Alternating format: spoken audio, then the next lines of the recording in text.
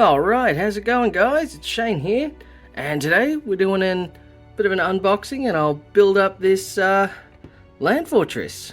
So this is a model I've been waiting for a long time. Not only just for squads to come back, but to see what tank they'd be arriving in. And it's sort of a lot of people have had a lot to say about it. I think it's great. I love the design. I think it's really cool. It has that aliens exploratory sort of vehicle.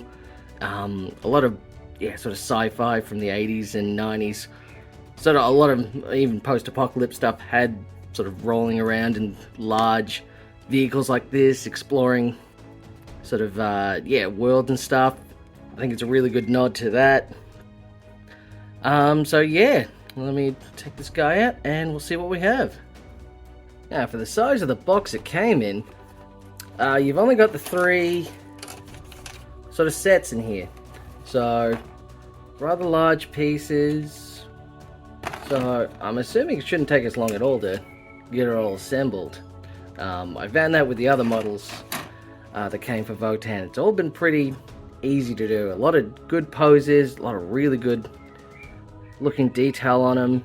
But, yeah, nothing too complicated. I like that about these guys. They're not trying to overcomplicate it like with a lot of sort of Sigma models are, the way they're doing things now. But it's just solid. Like, you know, they could have made like a piece of this. Like all the piping could have been separate. I've seen them do that with other vehicles, but nope, it's all solid. So it should all go pretty good. So we'll get started on the main base of it. Alright, so we got the main chassis done. This was pretty good. It had some spots I got stuck in. So getting these in, these are kind of tight where it's got to fit in. Just the side pieces into the main base plate. Like you really got to sort of squeeze it in. And it just sort of just clicks straight in. So I guess don't be afraid to, this corner bit, getting that ledge right in that little slot there. So don't be afraid to just give it a hard push to get it in. But the plus side of that is now it's pretty solid. Like it feels really sturdy. Like you, really didn't feel like you needed to even glue it in. The other good thing, everything is like really lined up well. Like you see in the in bits, these pieces, like it's just marked out where things should fit really well. Just there as well, like you know it's gonna line up. So yeah, there's not really, there's not much confusion to go on with putting this guy together. So it's pretty decently sized. Like I kind of thought it would be bigger, but I'm liking how it fits compared to, like, it's already taller than a Rhino chassis. The base plate not quite as wide, but overall, like, yeah, this guy's gonna be good. All right, so now we've got the roof on and some of the piping all done. I also put the front cockpit in. A lot of sort of minor detail bits put in. All came together really well. Like this is a really well designed tank that we have. I was just thinking other ways you could customize it. Maybe put like a Torx like track there instead. It'd be a little conversion, but you could make it a tracked vehicle. Maybe that would suit some. Make it like a hover, but yeah, overall still pretty decent. Shot from all angles. Yeah, I'm definitely gonna need at least 3 of these. Definitely. Alright, so now we have the wheels on, and I put the gun turrets on. Now these were interesting to put on, because these are they're just basically the balls that sort of sit there, and you've just got the outer casing sort of keeping them in. So in theory, they should be able to move around a bit, but they're in there pretty tight and I don't want to push it too hard.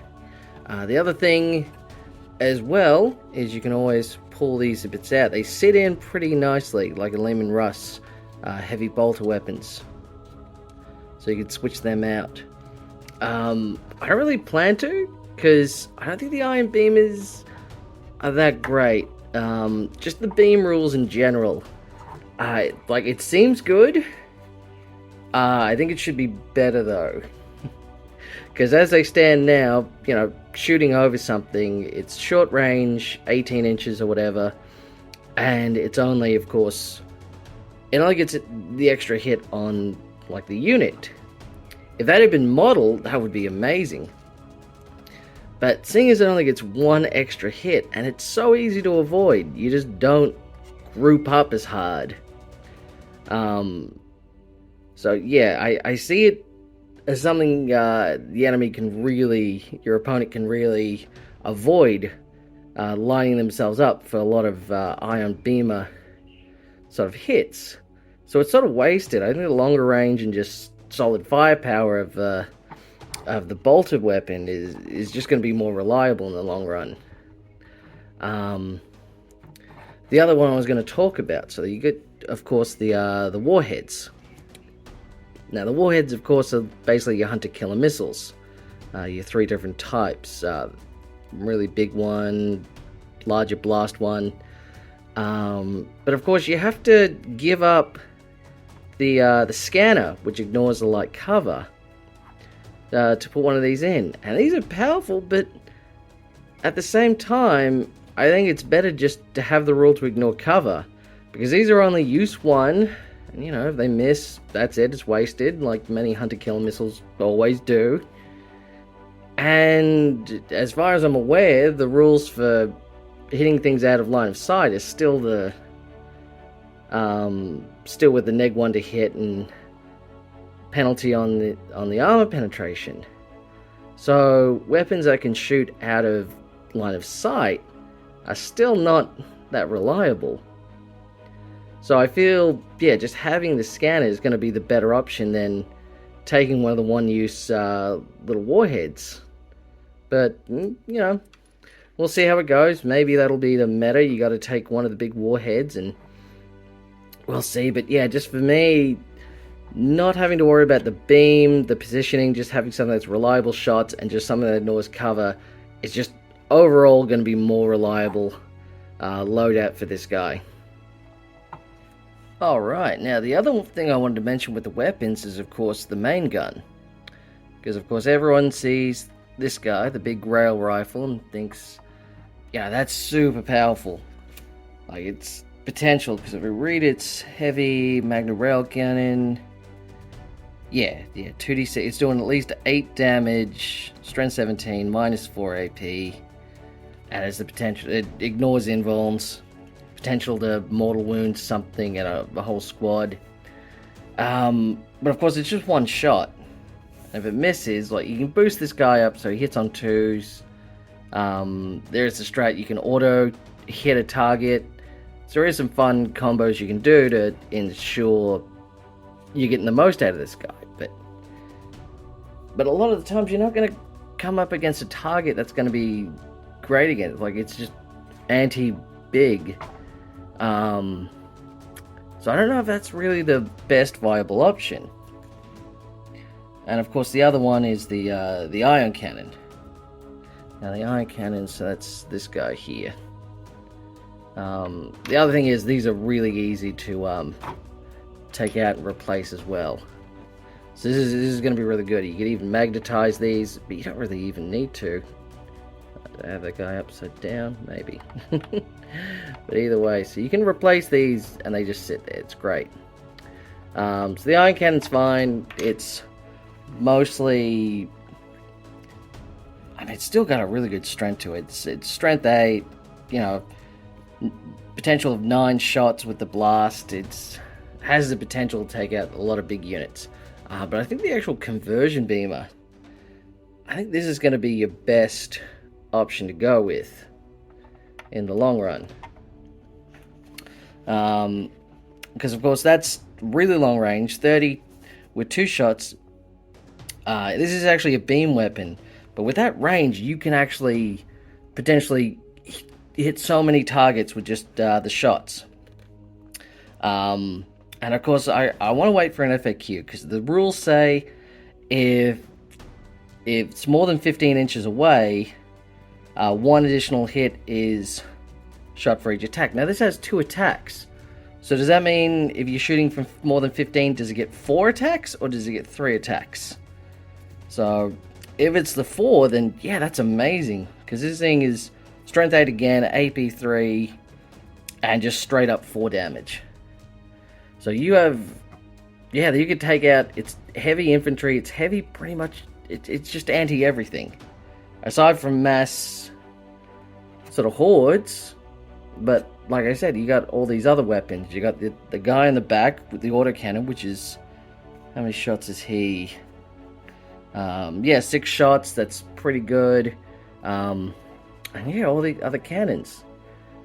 So I think all rounded, the actual conversion beam is, unless you're planning to run this guy at the board, which I'm not really gonna, but maybe, we'll see how it goes. Yeah, unless you were getting super danger close with this guy. If you're gonna hold back and have him as more of an artillery shooter, then yeah, this is probably even better, because it's only somewhat shorter. It's only 6 inch shorter range than the rail rifle. A lot more potential damage, honestly. So I think this guy, yeah, as much as everyone was sort of going on about the rail rifle, I think the conversion beam is probably going to be the best choice for this guy. Alright, so with that, looks like we're all done. I didn't do the cabin crew though, because I'm just going to paint this black, so I'm too lazy to do that. But yeah, no, this guy comes out really good. I'm super happy with this guy. You got good articulation in this one. This, like I said, the gun, you can swap this out easily. The whole turret can just pop out, pop back in. Yeah, you could magnetize this pretty good. So all the options for weapons, everything are just really interchangeable with this guy. This is a really good design. Just thematically though, it does raise a couple of questions. Because of course you're looking at this guy being, you know, 2-up armor save, toughness 8. It's literally a Land Raider. It translates to a Land Raider. But what Land Raiders don't have is, you know, rubber tires and glass. So I don't know, I guess it's built extra strong by the Leagues of Votan. They have something, yeah, super void shielded glass, which they then put on their land fortresses.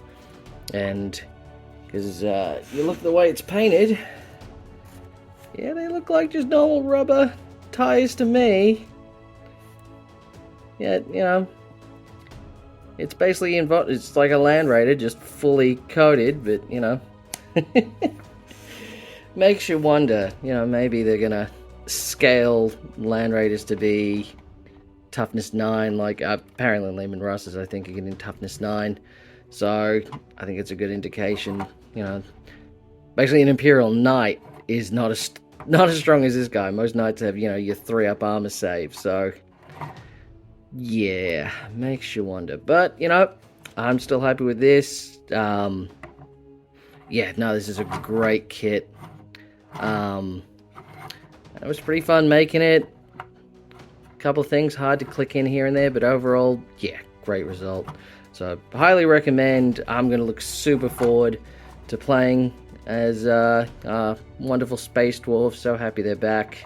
I've been so waiting for them for the longest time. But that's it for this one. I got the other one. I'll try and get the smaller Sagittar. I'll try and put that together sometime soon. And I found a 3D printed this guy, which I'll print out and do a comparison in the future, and we'll see how it shapes up to the genuine article. Alright, that's it for this video. Thanks everyone for watching.